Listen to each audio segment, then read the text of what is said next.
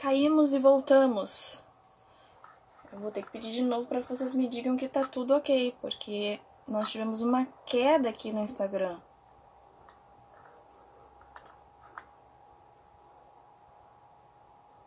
Ontem a gente teve um problema semelhante no Instagram também.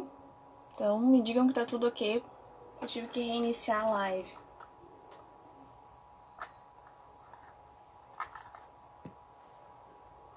Deixa eu dar oi pra vocês.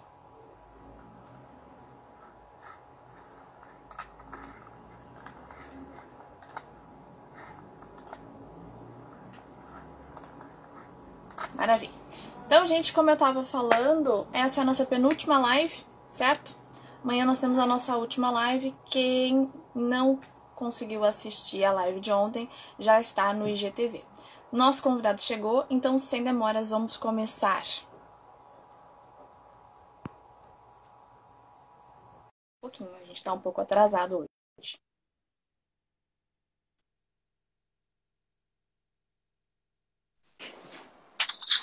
Olá.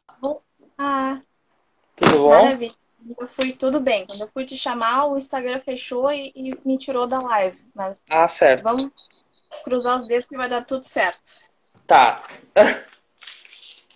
Então, tô te ouvindo bem, tô te vendo bem. Creio que todo mundo esteja também. Vou te apresentar pra gente já engatar aqui com os zumbis e com tudo.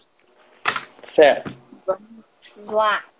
Então, pessoal, hoje a Flash Conference é com Alisson Preto Souza, que possui graduação em Letras pela FURG, mestre e doutorando... Peraí, Alisson. Oi? Tu tá fazendo um barulho Desculpa. muito alto. Eu vou te apresentar. Vamos lá. Possui graduação em Letras pela FURG, é mestre e doutorando em Estudos de Literatura pela URGS. Tá? Em sua trajetória acadêmica, tem se dedicado aos estudos de alteridade, intertextualidade, representação, memória e metamorfose. E hoje vai nos conduzir, então, dos filmes aos videogames, quanto à representação da polícia nas narrativas de zumbis. Muita coisa. Muita coisa.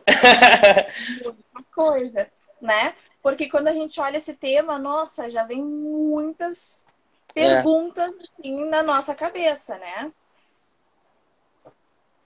Então, eu não vou começar como eu sempre começo, que eu sempre começo perguntando o título, né? Da temática, porque esse título é muita coisa. Tá. Então, eu vou começar facilitando ou complicando, não sei. Uhum. Porque a gente pensa no zumbi como um monstro, né? Uhum. Vamos então dar um pouco essa atmosfera da narrativa de zumbi. Então, o zumbi, a princípio, como a gente está familiarizado, seria um monstro, né? Até num dos teus textos tu chega a falar do Aristóteles, que ele fala que a monstruosidade ele seria o não natural. Aí a gente já poderia discutir o que é natural, deixa de ser natural, né? Mas eu queria que tu começasse, porque ontem assistindo a um filme específico, me chamou muito, me lembrou muito isso, que é assim, ó, eu até notei a pergunta. Como o zumbi passa da cultura voodoo para, já vou engatar num filme, para a representação de uma sociedade de consumo, por exemplo, no Silvio Romero, ou depois a representação de um grande mal, uma coisa pós-apocalíptica. Como é que isso acontece? Sim. Bom, primeiramente, eu acho que tu foi na questão central do nascimento do monstro, né? Porque, né, embora a gente pense sempre no zumbi ligado aos Estados Unidos e às produções americanas, porque, né, que são em massa, né? Inclusive, temos uma exceção aí essa semana. Dia 10 foi lançado na Netflix uma série brasileira, né, envolvendo uma narrativa de zumbis, né? Até eu li os primeiros 2 episódios, né, para até falar para vocês. Se chama Reality Z. E tem a Sabrina Sato, gente. Mas assim, ó, produção assim, ó, com muito dinheiro assim em cima, coisa que a gente não vê, né, no cinema brasileiro, né, filmes de terror com um budget bem grande, né. Então eu acho que é muito interessante, assim. Mas voltando ao questionamento do nascimento do monstro zumbi. Como tu falou, né, ele vai ser, ele vai nascer lá naquela situação haitiana, né, da invasão dos Estados Unidos no Haiti. Na verdade, a mitologia da haitiana é o berço, digamos assim, do monstro, né? Então, ele não é um monstro americano, né? Ele foi levado para o solo americano, como tu falou, pelo George Romero, né? A primeira trilogia de filmes dele ele já encarna o Gal, né? Que, tipo, como se fosse um espírito sem reflexo, que na verdade era o zumbi na tradição voodoo, mágica, que ele era motivado por magia, né? Ou hipnose. Eram as duas formas de tu produzir um zumbi naquela mitologia, era por magia ou hipnose. E esses zumbis, eles corriam os invasores lá no Haiti, certo? Uhum. Quando, no fim do século XX, né, late, né, 20th century, o George Romero começa a produzir os filmes dele. O que ele faz? Ele pega essa representação do voodoo, mas ele transforma o zumbi, em vez de um gal, ele transforma em um canibal, que come carne. Ele não fazia isso. Né? Ele era uma ameaça para o invasor, né?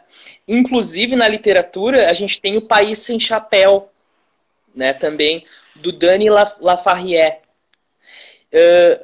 Denis Lafarrière, que vai, digamos assim, fazer uma referência, né? Ele não traz o zumbi, mas ele lembra o zumbi, né? Destacando a questão da memória coletiva ligada ao monstro zumbi, né? Uhum. Que a gente tem um teórico que se chama William Bishop, que ele trabalha com a representação sulista do zumbi gótico.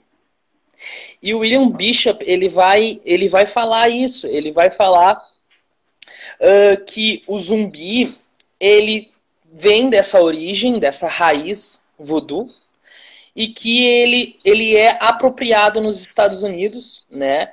Primeiro pelo Romero para falar sobre o jeito de vida americano. Ele transforma o zumbi num monstro em solo americano, em que, por exemplo, na Noite dos Mortos-Vivos, não, na Dawn of the Dead, né? Eu sou mais familiar com os nomes em inglês. Não é querer me falar inglês, mas é que eu sou mais familiar. O Dawn of the Dead, que é o segundo, eu tô falando das três... Eu analisei os três primeiros, tá? Night of the Living Dead, que é a noite. O Dawn of the Dead, que seria tipo o amanhecer dos mortos. Não sei como... Agora não lembro como é que tá em português. Porque essas coisas mudam, né? O amanhecer vira outra coisa, enfim. E o terceiro seria o Day of the Dead. Todos eles se passam nesse fim do século XX. E o que é interessante que o George Romero faz? Ele lembra das questões históricas da crítica racial dos Estados Unidos para fazer esse filme. Então, o que ele se baseia? Na segregação racial que ocorreu nos Estados Unidos e que naquele momento estava, no final dos anos 60, digamos assim, já tinha tomado uma veia social mais que valorizava mais o direito dos negros, os direitos civis dos negros. Então, o que acontecia? Em 1965, nos Estados Unidos, o negro ganhava direito a votar, né? Aquelas políticas de segregação de lugares sociais começavam a se desfazer. Então, como uma pessoa, pelas obras dele a gente pode dizer isso, que ele é uma pessoa muito atenta, e eu acho que se comoveu muito com a questão racial, né? Tanto que quando eu analiso a polícia nesse artigo, eu trago sempre nas obras dele o elemento da crítica racial, que é, sem dúvida, assim, a chave do trabalho dele, pelo menos dos três trabalhos iniciais dele.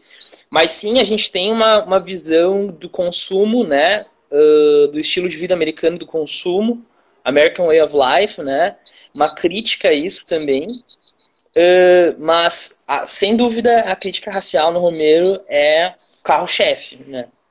Digamos assim. Não sei se eu te respondi a pergunta da transformação desse zumbi, do zumbi. Sim, e aí vem também aquela questão do vampiro, né? Se a gente for pensar no Drácula, ele era uma expressão, né, do que repercutia ali naquele momento da questão da xenofobia, né? Então, o mundo, eles, né, essa questão de raça e identidade é uma coisa que permeia muito a questão do monstro, né? Então, o Drácula surge justamente naquele momento, né, de xenofobia, e agora a gente tem essa repercussão do Romero sobre o zumbi. Sim. O que eu gostaria de dizer alguma coisa? Eu ia dizer é que o Bishop, esse teórico que eu falei, ele vai identificar primeiro essa temática que se chama Slave Uprising, né, que é a revolta dos escravos, e a temática de a exaltação às questões identitárias raciais. E logo em seguida, ele identifica digamos assim, uma mudança no gênero horror no cinema, que começa, essa questão do zumbi começa a ser substituída por ficção interestelar alienígena. Os alienígenas começam a tomar mais forma nos cinemas logo depois. Né? E quando entra nos anos 90, o zumbi começa a decair. E é aí que vem o videogame. E aí o videogame revitaliza o zumbi e expande a mitologia do zumbi.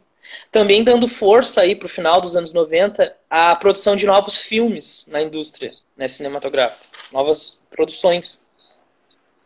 Desculpa, pode falar. Não, aí eu ia falar justamente disso, né? Porque daí a gente tem o outro generalizado, né? Essa expressão não é minha, é do Ricardo Cortes, que é nosso sociólogo aqui que participa do grupo, que é o outro generalizado, né? E aí a gente tem, chegando já no videogame, a questão mais da ficção científica. O zumbi agora, ele é um efeito no ser humano da ciência mal empregada. Ou, aí se a gente for para o lado não só da ficção científica, mas de um lado mais fantástico, mais fantasia, ou de um processo apocalíptico, assim, né? De que, por exemplo, o inferno estaria fechado, não teria mais como as almas entrarem, e as almas ficavam esperando na Terra. Então a gente tem essas duas questões. Uma questão bastante ligada à fantasia, uma questão ligada à ciência, né? Que é por onde vai o Resident Evil, por exemplo. Exato. O Romero, ele coloca a representação da ciência no terceiro filme dele, tá? No Day of the Dead vão ter dois grupos de humanos, tá? Vão ter os soldados e os cientistas. E como a polícia é sempre presente nas obras dele, né? A polícia e os soldados, os agentes secretos, são sempre presentes. Nesse filme, em especial, eles estão em oposição à ciência. E a violência, ela é perpetrada quando os soldados e a polícia não entendem e não conhece o outro. Não conhece o novo. Não tem o conhecimento. O conhecimento assusta eles. E, digamos assim, na obra dele, o gatilho para essa violência é o desconhecido, que assusta muito o policial. Né? No meu trabalho, no Resident Evil, a gente vai ter a representação da ciência, como tu falou, né? A ficção científica aí também envolvida na produção da narrativa, né? De imaginar a história envolvida com esse elemento. Então, no Resident, primeiro, a gente tem uma grande temática no Resident Evil, tá? Que seria tecnologia e capitalismo. O Resident Evil ele vem para jogar na cara, digamos assim, o que o George Romero fez no Dawn of the Dead, no segundo filme. Ele pega um pouquinho dali, inclusive o Shinji Mikami, que é o criador da série, ele diz: me inspirei nos filmes do George Romero para fazer o zumbi aquele meio sem ele vaga, ele é sem sentido, e ele anda lento, e também me baseei no Flash Eating Bodies, acho que é um filme, agora não estou certo, Flash Eaters, Meat Eaters, uma coisa assim, que é de um diretor italiano, é Lúcio Fluic, acho que é o nome dele. E ele se baseou nessas duas obras para criar o jogo. E a representação da ciência tá ali por causa da globalização, né? Assim, a expansão da tecnologia e o uso da tecnologia, da ciência, dos avanços, dentro de um contexto humano em que participa ali a moral. E a moral vai de cada um, né? Então vai ter cientista ali que não tá sabendo de nada, mas vai ter cientista que tá dando o jeitinho dele, né? Então, no Resident Evil, por exemplo, né? Porque o Resident Evil, ele pega, digamos assim, pelo que eu pesquisei, ele pega uma grande parte de pesquisas relacionadas a, a escândalos de corrupção nos Estados Unidos nas instituições policiais. E isso, digamos, incrementa a narrativa com o teor da conspiração. Porque está sempre a conspiração ali.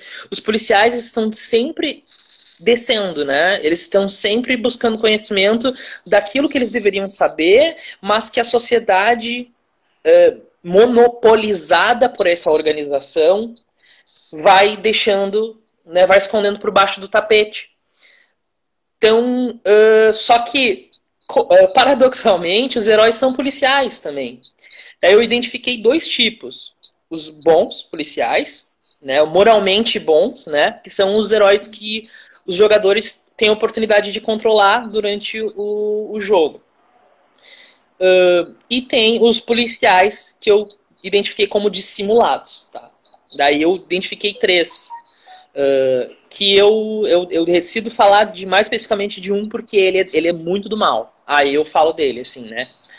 Mas essa questão da polícia, eu acho que, tá, eu não sei, vamos por partes. Eu te respondi a questão da ciência, tipo, porque eles estão desenvolvendo experimentos genéticos, né? E a empresa se chama Umbrella, né? E daí que surge o vírus. O vírus, ele, na verdade, é um acidente que acontece que resultam nos zumbis, né? As pessoas da cidade são as vítimas. Só que além dos zumbis, a Umbrella, na verdade, era, digamos assim, top research ela trabalhava com experimentos genéticos. Uhum. Em animais, em plantas, em uma série de organismos vivos, eles faziam testes. Então, e por que eles faziam teste? Porque eles queriam achar um meio de fazer algo super-humano. Né? Isso me lembra muito aquela obra do Stevenson, eu acho que tem a representação do cientista maluco.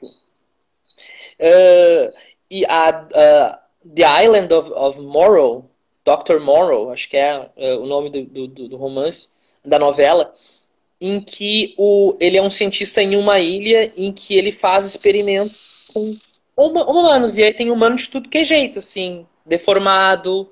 Enfim, a ilha é um horror, né?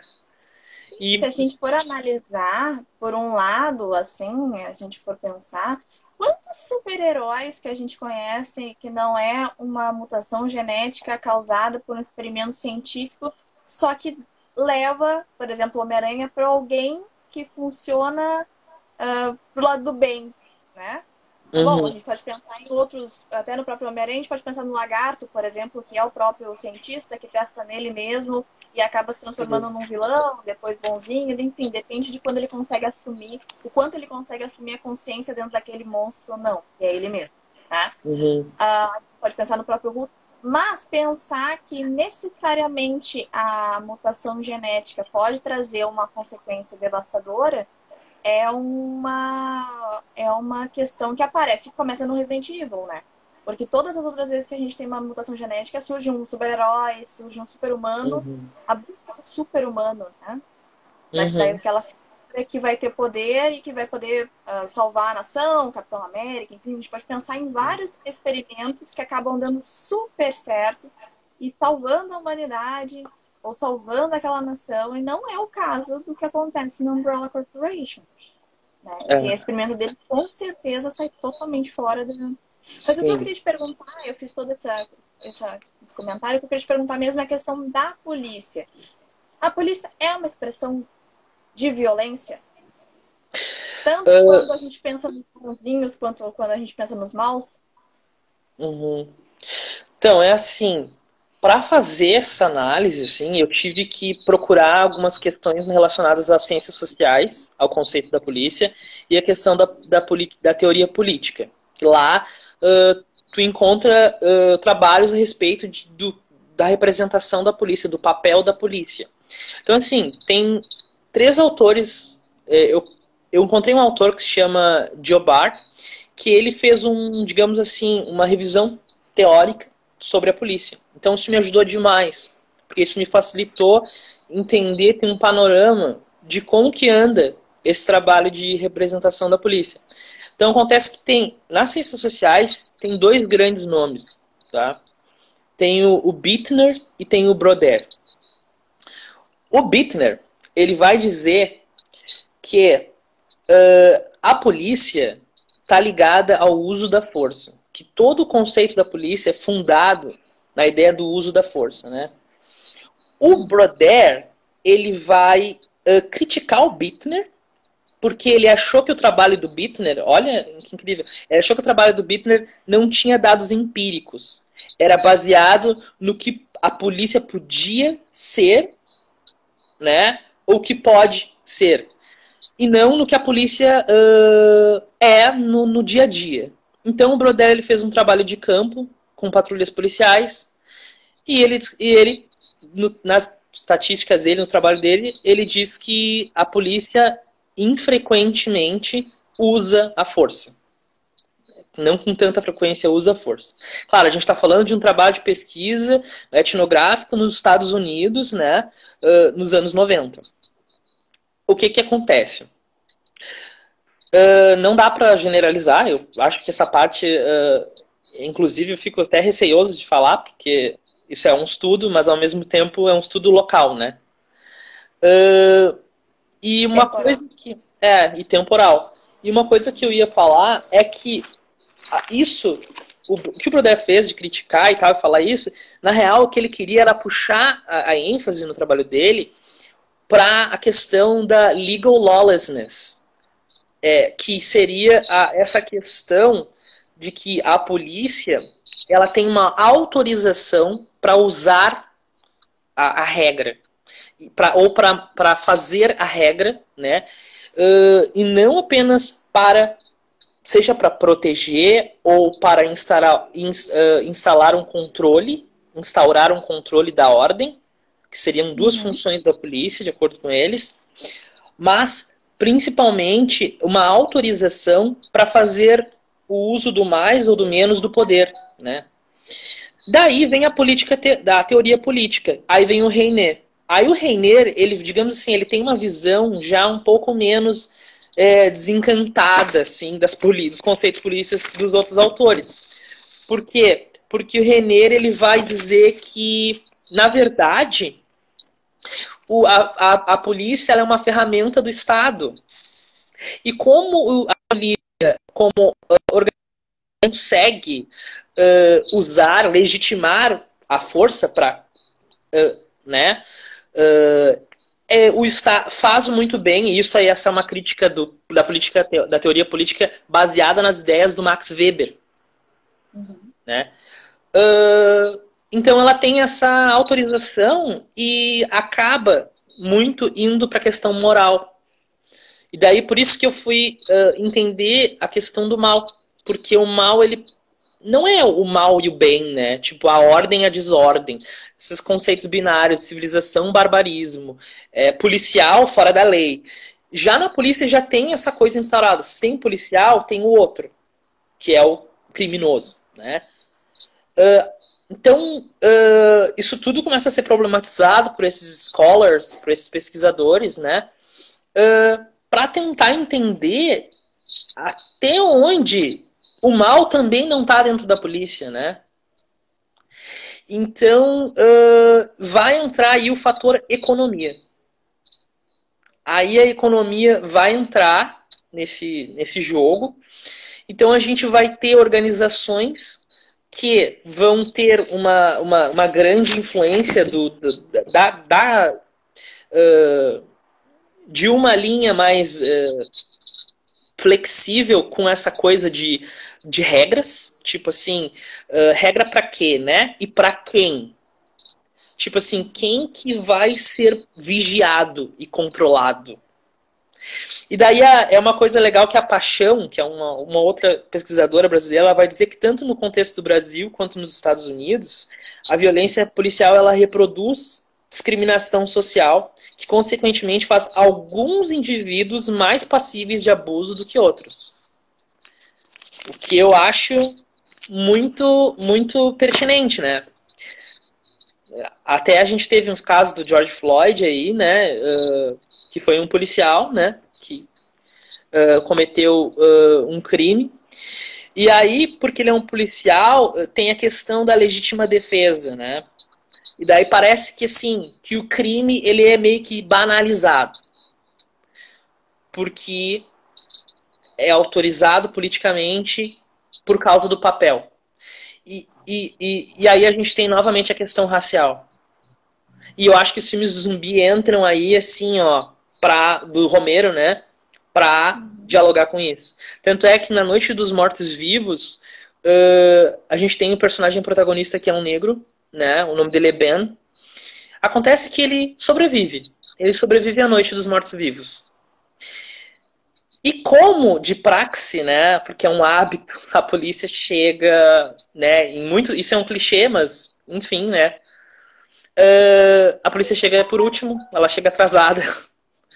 E em vez de, né, ajudar e tal, ela acaba matando o único indivíduo vivo que, né, por acaso é um negro e que por acaso sobreviveu e conseguiu, digamos assim, fez o máximo para proteger todo mundo dentro da casa durante a noite toda, fez toda a proteção, quer dizer, ele fez tudo que a polícia deveria ter feito. E no final ele é morto pelos policiais que estavam longe e acharam que era zumbi e deu um tiro. Pronto. Então, assim, que dizer, né? No início do Madrugada dos Mortos, do segundo, Dawn of the Dead, é Madrugada dos Mortos em português, eu lembrei.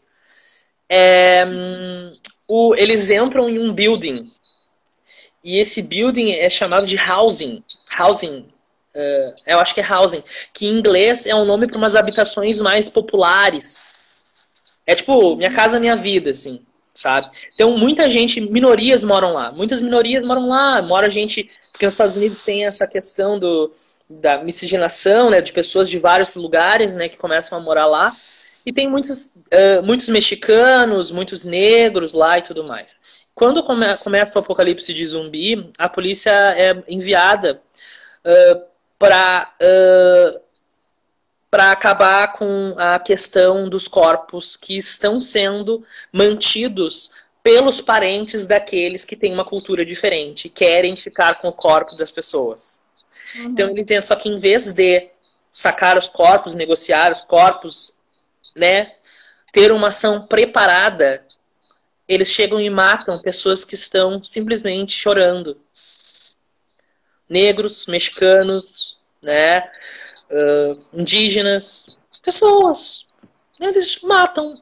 E tem um deles que me chama muito a atenção, assim, porque ele é o policial no papel de um herói.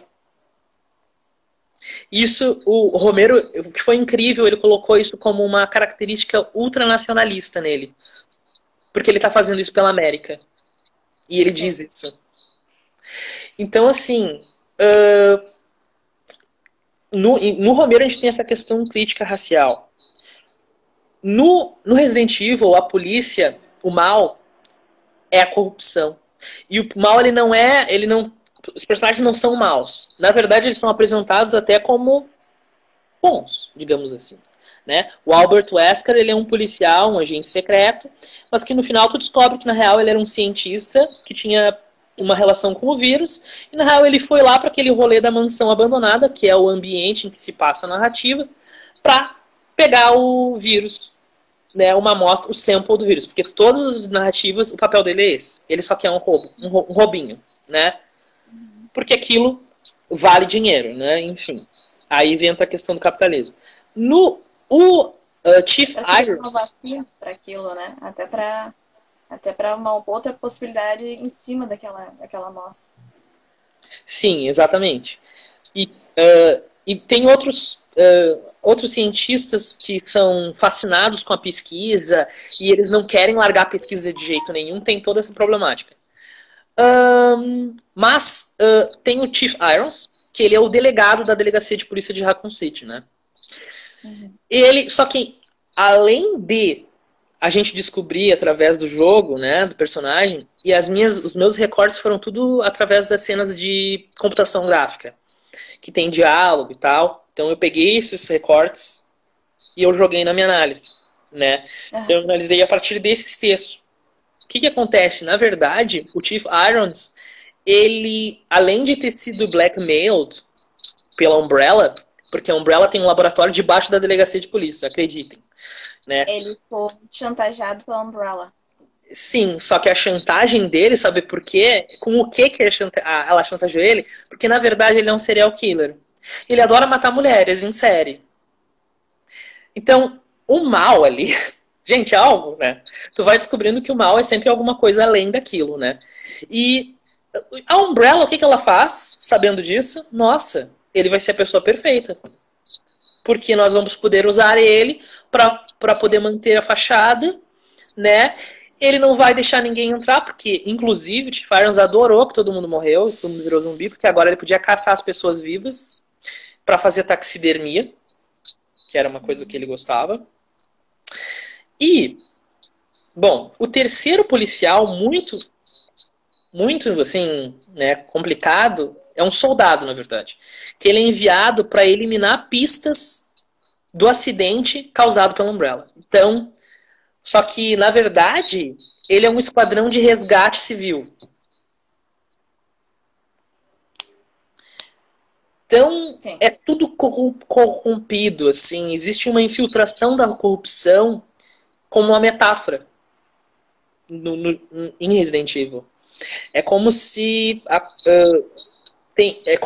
a narrativa fosse uma metáfora de uma grande espalhamento, não sei se existe essa palavra, mas enfim, da corrupção, né, infiltrada em departamentos. E tu já não sabe por que tá fazendo aquilo, né? E do próprio nome da companhia, né? O efeito guarda-chuva, tem muita coisa ali debaixo. Sim. Nossa, isso é interessante, eu não tinha pensado nesse sentido. Apenas na questão da globalização, né? Quanto ao guarda-chuva, né? Sim. Mas a gente tem, então, o que acontece, né? Uma polícia que ela... Bom, o que dizer? Ela é agonística em seu centro, digamos assim, né? E que nos faz pensar até onde é preciso ter a polícia, né?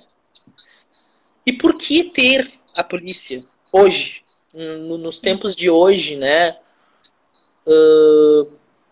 Qual é a função, né? Enfim, social, digamos assim, para a polícia, além do proteção para alguns, né? E mantenimento da ordem, né? Como se diz. Porque, claro, existem muitos vieses a respeito da noção, conceptualização de polícia. Porém, um deles é a violência e a autoridade, né? E a gente tem a questão do mal. Eu falo um pouco do mal, né? Essa infiltração toda que tem, que é que é falado pelo John Keck, que ele é um filósofo, né? O John Keck, ele vai dizer que o mal ele pode ser predicado em três situações. O mal ele pode estar predicado numa ação, o mal pode estar predicado nas pessoas, e o mal pode estar predicado, que eu acho mais interessante, na condição social. Porque nessa visão de condição social, é como se a condição social estimulasse, né, a pessoa, né, a instituição conduza ela a fazer o mal, né? Para fazer o mal, de acordo com o Keck, seria deliberadamente causar o mal a outro, causar danos a outro. Isso é o mal, né? O mal é causar dano a alguém, né? Fazer um mal a alguém.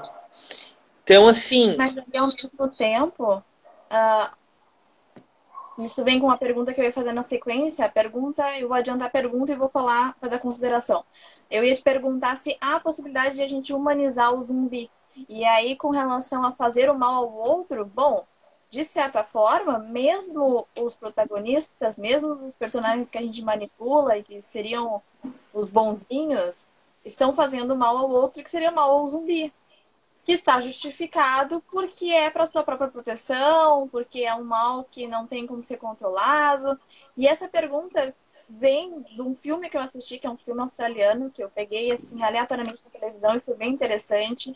E é meio comédia, mas tem uma propagação zumbi e os zumbis acabam invadindo o que seria, em Porto Alegre, nossa Quinta da Estância, assim, uma fazendinha onde a gente leva crianças e tem uma turma de pré-escola lá com uma professora. Uhum. E a professora salva todas essas crianças, vou dar todos os spoilers, até porque eu não lembro o nome do filme. Ela salva todas essas crianças da infestação zumbi. E chega o exército para acabar com os zumbis. O exército nota que os zumbis estão todos em volta de um único lugar, de uma lojinha de lembrancinhas. Claro, porque tá todas as crianças lá dentro com a professora trancada, né? E a primeira coisa que eles pensam é, vamos bombardear, porque eles estão tudo ali reunidos. Mata todo mundo. E nós, assistindo, a gente sabe que as crianças estão lá, né? Uhum. E, enfim, mas eles conseguem fugir antes de bombardear. E nessa fuga eles descobrem que os zumbis obedecem à música. Uhum. Eles conseguem, as crianças descobrem que conseguem interagir com os zumbis pela música. Que se começa a mandar eles bater palma, eles batem palma, eles repetem, começa uma interação. E quando eles conseguem chegar à fronteira, a professora diz, não precisa atirar neles, eles respondem à música. Eles passam e os militares atiram em todos os zumbis e matam todos os zumbis. Então há espaço para a gente ter uma humanização do zumbi também? Sim. E nesse sentido, o George Romero ele é um pensa avant-garde, né? Porque no Day of the Dead, né, a gente vai ter o Bub. O Bub. E por isso que os soldados ficam eles têm um problema de incomunicabilidade, né? Esse é um tópico. A incomunicabilidade. Por quê? Porque eles não conseguem entender o porquê que tem que se entender o zumbi. E a representação do cientista no Dia dos Mortos é um grande pesquisador lá, ele começa a fazer trabalhos com a memória e com, né, trabalhos neurocientíficos, digamos assim, e comportamentais, alguns testes comportamentais, né, e tal. E que inclusive o Paul Anderson nos filmes atuais do Resident Evil tentou fazer uma alusão, mas ficou muito, muito pobre, infelizmente. Em que o zumbi ele começava a reaprender a se socializar. E inclusive tem uma perspectiva humana no zumbi quando ele encontra o cientista que estava tentando reeducar ele morto. E tu começa a pensar, tipo assim, em todas as possibilidades, sabe? De repensar a violência. E da necessidade da violência, né? Então, digamos assim, é um tópico bem, assim, bem complicado, porque o outro assusta, né? E não justifica violência alguma, né? Então, o que a gente pode pensar, eu acho que assim, é que o progresso da ciência, né, nos ajuda a entender a realidade, né? E sim, existem muitas outras coisas daí, mas me parece que a humanização do zumbi, né? Bom, o John Kex fazer algum mal, por exemplo, o zumbi a gente não teria como defender muito ele, né? Apesar de, em alguns casos, no Resident Evil ele é motivado pela ciência, né? O zumbi ele é criado a partir de um vírus. É uma contaminação viral que dá início ao monstro, né? Então não é culpa dele, né? Ele não está ali devorando as pessoas porque ele quer. Ele está ali porque ele foi uma vítima de um acidente feito por si, né? Então, moralmente, seria justificável e defensável, né? Mas, né, a gente tem o fato de que o zumbi ele remove a vida de um outro ser humano, né? O que pro Kekis seria o mal, né? Como eu tinha dito antes, causar um mal a alguém é o mal, é uma característica, é a que caracteriza o mal. Mas é um duplo, né? Porque o zumbi, ele faz mal a um outro ser humano, mas quando ele faz isso, ele já não é ser humano. O zumbi não faz mal pro zumbi. Isso. Aí Nossa, é o espelho do outro, né? É o espelho do outro. Sim. O zumbi não ataca pro zumbi. O zumbi, no Pai Sem Chapéu, né? Quando o narrador ele tenta descobrir o que é o zumbi, porque é uma das grandes dúvidas que o narrador tem durante a narrativa, ele descobre que o zumbi ele é um ser sem reflexo. E ele quer saber, mas como é que eu vou saber que o morto-vivo é um zumbi, de fato? Eu vou ter que perguntar. Ele disse, não, você vai saber, porque ele não tem reflexo, né? Então, assim, ó, eu não consigo pensar narrativas de zumbi, né, sem identidade cultural, assim, sem o conceito de identidade cultural. Para quem quiser pesquisar a respeito, é impossível tu não falar a respeito do zumbi envolvido nesse jogo de identidades, porque a alteridade, né, a gente tem a alteridade e a gente tem a construção da identidade também ali, né? Ou até a reconstrução, em alguns casos, contextos. Então, eu acho que é assim como o Zanini fala, né, o nosso professor da casa, ele diz que o zumbi, os filmes do Romero, né, o horror, de forma geral, assim, nesse período, ele é um produto de grandes tragédias sociais, né? Ele é um produto da Guerra Fria, ele é um produto da Segunda Guerra Mundial, ele é um produto da segunda onda do feminismo, ele é produto da segregação racial. Então, a gente pode pensar, digamos assim, o zumbi sempre como esse reflexo da condição social. Eu acho que isso me parece assim, um caminho, né, de pesquisa. E a polícia me parece assim que é um estudo muito, muito importante agora.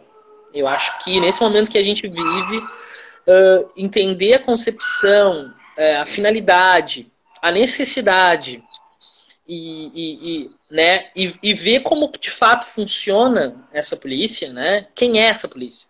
O que é o ethos policial, né? Eu acho que é urgente, assim, né? Porque eu vejo assim que a violência não tem, assim, ó, não tem como a gente retirar essa parte, sabe? Da violência. Ela tá tão já intrínseca a essa característica agonística, né? Da formação policial, de ser um policial, né? Dos binarismos de ordem-desordem, por exemplo, né? De civilização-barbarismo, que me parece que na formação policial a violência é uma saída, é uma produção natural, digamos assim, natural, a gente precisa, né? E ao mesmo tempo existe essa legitimação de autoridade também, assim, né? De defesa, né? E de uso de outros aparelhos da sociedade, né? Então, eu acho que é importante pensar isso, né? Até porque a ideia é dar voz para a comunidade, né? Porque, de acordo com o Jackson, deixa eu lembrar aqui, Bradford e Jackson, acho que é isso. Eles dizem que a polícia ela é uma organização acionada. Ela é acionada. Ele fala assim, ligar para a polícia, reportar um crime, reportar atividades suspeitas. Isso é a comunidade. Sim. Né? E é uma relação dependente da comunidade. Eu não estou dizendo aqui com o meu trabalho, nem de jeito maneira, vamos abolir a polícia. Não é isso, né? Mas eu acho que entrar dentro dessas relações e explorar elas para ver o que tem aí dentro, eu acho que... Por que não? Eu acho que... Tem que pensar a título de sociedade, se a gente for pensar em exemplos de filmes, como a gente tem, principalmente filmes dos anos 80, 90, dos Estados Unidos, essa ligação bastante forte da comunidade com a polícia, né? Como a gente sabe, acho que a gente no Brasil aprendeu mais cedo que se a gente digitasse 911, né? 911, ligaria para a polícia do que a gente sabia que no Brasil a gente usa 190, por exemplo, né? A percepção, se a gente for pensar em filmes brasileiros e filmes dos Estados Unidos nessa época, a gente tem assim, que aconteceu alguma coisa na tua casa, tu vai chamar o vizinho. Na nossa sociedade não pensa em discar para a polícia, discar para os bombeiros. Verdade. Depois que você vai correndo, tu vai chamar o teu vizinho, que é o cara que tá do teu lado, né? Que tu vai pedir socorro e também vai te pedir socorro. E nos filmes dos Estados Unidos, eles já passam o telefone no celular, já ligam pro 911 e ali todos os problemas são solucionados. Né? 5 minutos depois aparece a polícia na porta. Os filmes, assim, Sessão da Tarde da década de 90 é um clássico. Nossa, a polícia vai chegar e vai salvar tudo. E é uma relação completamente diferente do que a gente tem aqui no Brasil, por exemplo. A gente não tem essa não sei se é uma ligação real, se é uma ligação propagada pela mídia, pode ser, né? Mas é bem diferente da nossa relação. E isso chama bastante atenção. Inclusive, quando a gente está em sala de aula, dando aula para as crianças, elas sabem o nome da emergência nos Estados Unidos. Então, elas sabem que né? Mas não sabem que aqui a gente tem um número para a polícia, um número para bombeiros. Enfim, é uma reflexão social, eu acho, das relações. Ou dessa nossa propagação midiática do que seriam essas relações. Bem, sim. Não necessariamente o uso, né? Eu acho que assim, usar isso e ter consciência do uso, né? E ao mesmo tempo também cobrar como o uso foi feito, porque não é ninguém, não sei, eu acho que a questão da justiça, né, tá ligada, né, ancorada na polícia, ela é uma coisa que precisa passar por uma formação moral, né, filosófica muito, muito intensa, eu acho, né, só que a gente entende que tem todo o repertório político dentro da polícia, né, a formação já prévia daquele ser humano, o entendimento de política que ele tem para poder, né, numa situação X, numa circunstância, exercer aquela justiça, né? E aquilo vai estar, a expressão daquilo vai ser aquela visão política, né? Acaba mostrando o que policial, né? Se digamos, né? Eu fiquei terrorizado com o que aconteceu. Eu acho que assim, eu não vou entrar em detalhes porque a live está acabando. E porque eu acho que toda a nossa discussão já deixa bem claro, né? O que a gente pensa aqui. Eu queria, fazer uma última pergunta. Eu queria falar do protagonista. A gente falou do protagonista do Romero, que deste um exemplo, mas eu queria falar do protagonista dentro do videogame. Somos nós personificados dentro desse protagonista. E que, por vezes, também são policiais, mas estão num outro... Não necessariamente policiais, mas também fazem uso da violência. Bom, depende de cada um. Isso, fazem. Né? Não, isso aí eu abordo isso. Isso é abordado. Tipo assim, eu percebi que, na verdade, os policiais não necessariamente são bem-sucedidos se o jogador completa o jogo.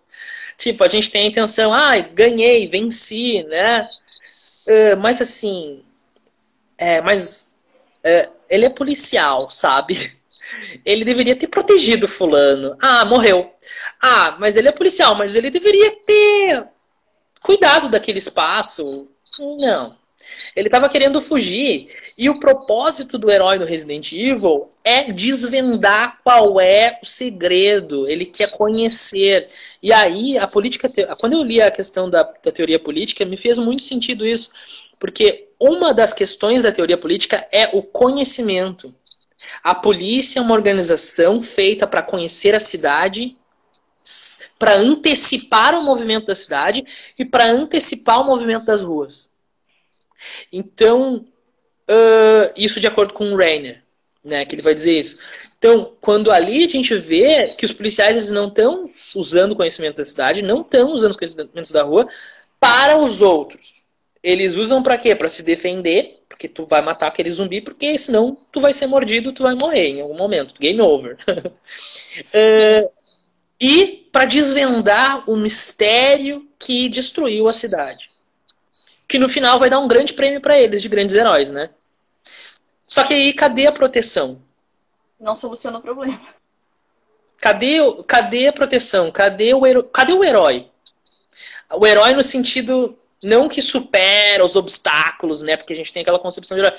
Mas o herói que volta, né, nos seus valores, né? E volta na sua origem. E ele mora ali naquela cidade, ele é dali, mas ele quer sair dali porque ele precisa sair dali com um helicóptero. E aí no final de todos os 3 jogos, tudo explode. Uhum. E aí os personagens, eles têm aquele alívio. It's finally over.